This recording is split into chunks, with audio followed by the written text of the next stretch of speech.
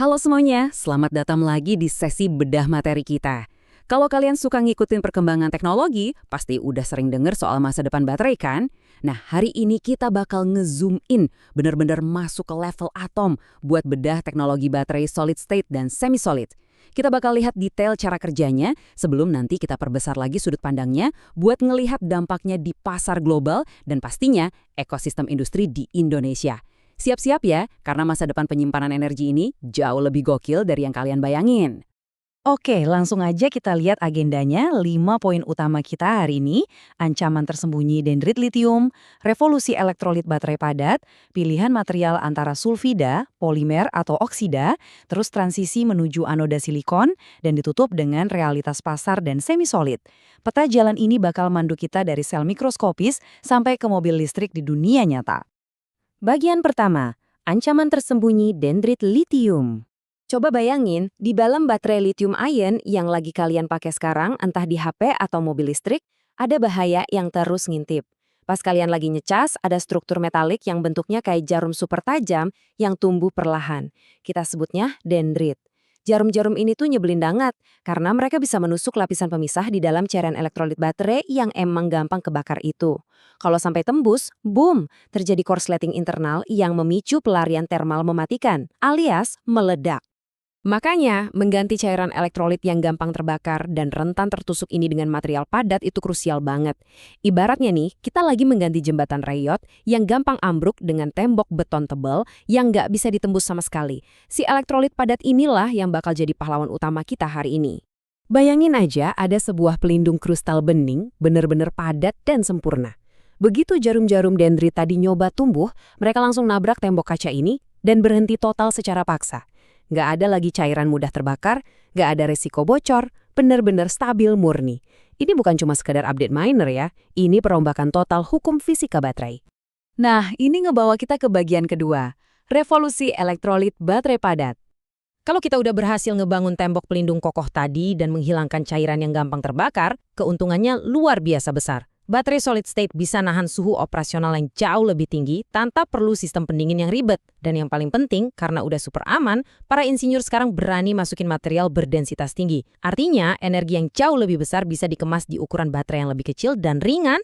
Tapi, ya selalu ada tapi kan? Poin krusialnya ada di angka ini, 10–20 megapascal. Berdasarkan data riset IDTechX, biar ion bisa ngalir lancar nembus benda yang sepenuhnya padat, baterai butuh tekanan kompresi yang gede banget. 10–20 megapascal itu setara kayak tekanan di dasar lautan loh. Bikin baterai yang bisa nahan tekanan internal sekuat ini tanpa bikin bobotnya jadi super berat. Nah, itu dia rintangan fisika terbesar saat ini. Masuk ke bagian ketiga, sulfida, polimer, atau oksida. Gara-gara masalah tekanan tadi, perlombaan sekarang pindah ke ranah kimia. Ada 3 kandidat utama nih buat jadi pelindung paling sempurna. Pertama, sulfida. Aliran ionnya cepet banget kayak jalan tol.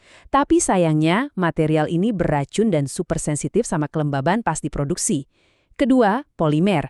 Ini gampang banget diproduksi massal karena sifatnya kayak plastik lentur. Tapi kinerjanya ngedrop di suhu dingin dan butuh dipanasin biar jalan.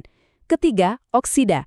Stabilitasnya sih luar biasa aman, tapi kaku dan gampang retak kayak keramik. Jadinya punya resistensi antarmuka yang tinggi. Perusahaan raksasa sekarang lagi bertarung miliaran dolar buat nentuin mana yang paling menang. Terus, material padat mana dong yang bakal mendominasi masa depan?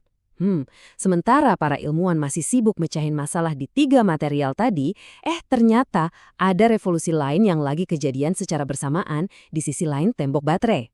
Kita ke bagian keempat, transisi menuju anoda silikon. Kalau tadi kita ngomongin pelindungnya, sekarang kita ngomongin tangki penyimpan energinya, alias anoda. Selama berpuluh-puluh tahun, dari HP sampai mobil listrik saat ini, kita selalu pakai grafit. Ya, bahan yang sama persis kayak di ujung pensil kalian. Tapi kenapa sekarang industri lagi siap-siap buat ninggalin grafit? Jawabannya gampang. Kapasitas. Kalau grafit itu ibarat spons kecil yang cuma bisa nyerap sedikit air, nah silikon ini tuh ibarat spons raksasa. Secara teori, kapasitas silikon itu masif banget, jauh melampaui grafit. Dulu sih masalahnya silikon suka bengkak dan hancur pas diisi daya. Tapi sekarang, gara-gara dipasangin sama elektrolit padat yang kokoh banget buat nahan dia, potensi energi biru elektrik dari silikon ini akhirnya bisa dijinakan. Densitas energinya jadi naik drastis. Oke, sampai kita di bagian kelima, realitas pasar dan semi-solid. Mari kita balik ke realitas. Bikin baterai yang 100% padat buat komersial ternyata susah banget kan? Makanya muncul jembatan inovasi yang namanya baterai semi-solid. Ini tuh teknologi hibrida. Material utamanya padat tapi disisipin sedikit cairan atau gel. Trik ini ngebantu banget ngakalin masalah resistensi dan tekanan ekstrim tadi. Jadi pabrik bisa lebih gampang ngeproduksi dalam skala besar. Dan ini bukan cuma omong kosong masa depan loh. Di tahun 2026 ini udah kejadian nyata. Sementara pabrikan mobil masih nyiapin pabriknya, perusahaan kayak Singsto Battery udah langsung nerapan teknologi semi-solid ini buat drone industri, robot inspeksi, sampai UAV berat. Dunia industri kan butuh daya tahan lama yang stabil, tapi bobotnya enteng banget. Makanya drone jadi tempat pembuktian paling sempurna buat teknologi hibrida ini. Buat ngasih gambaran potensinya, paket EV semi-solid tahap awal dilaporin bisa nembus kepadatan energi 288 watt-jam per kilogram. Berdasarkan siklus pengujian, secara teori angka segini tuh bisa ngasih jarak tempuh 600 sampai 1000 mil. Gila kan? Itu setara dengan lebih dari 1000 kilometer cuma dalam sekali ngecas penuh. Kalau kita lihat proyeksi analis kayak IDTechX, timeline-nya tuh kayak gini. Sekarang kita ada di era drone semi-solid dan uji coba armada EV. Terus, menjelang akhir 2020-an, kita bakal ngelihat EV pure solid state pertama. Tapi kemungkinan baru ada di mobil-mobil super mewah dulu. Buat adopsi massal di mobil harian yang murah, kita baru bisa ngarepin itu kejadian di atas tahun 2030. Nunggu proses produksinya benar-benar mateng. Terus gimana dengan posisi Indonesia di pergeseran teknologi raksasa ini? Peran kita strategis banget. Lewat Indonesia Battery Corporation atau IBC, arah kebijakan kita fokus ngemaksimalkan sumber daya alam utama kita, nikel. Tapi kata Dirut IBC, Aditya Farhan Arif, ini bukan cuma soal ngeruk tambang terus-terusan.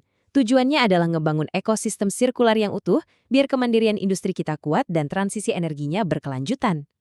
Dan ini bagian yang paling keren dari target IBC di 2029 sampai 2030 nanti.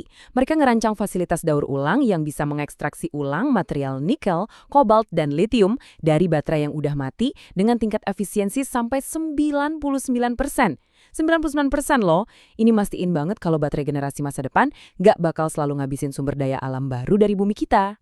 Jadi, kita sampai di ujung pembahasan. Masa depan dari baterai solid state ini emang luar biasa menakjubkan. Super aman, bebas dari korsleting dendrit, kapasitas raksasa berkat anoda silikon, dan didukung ekosistem daur ulang yang nyaris sempurna. Tapi ingat timeline tadi ya, masa depan murni itu masih beberapa tahun lagi buat bisa dinikmatin sama dompet kita semua. Pertanyaannya buat kalian, apakah kalian rela ngelewatin hematnya pakai EV yang ada saat ini, cuma demi nunggu baterai yang sempurna di masa depan? Apapun pilihan kalian, terus pantau industri ini, karena perubahannya benar-benar lagi ngubah dunia kita, lebih cepat dari yang kita bayangin. Oke, sampai ketemu di bedah materi berikutnya.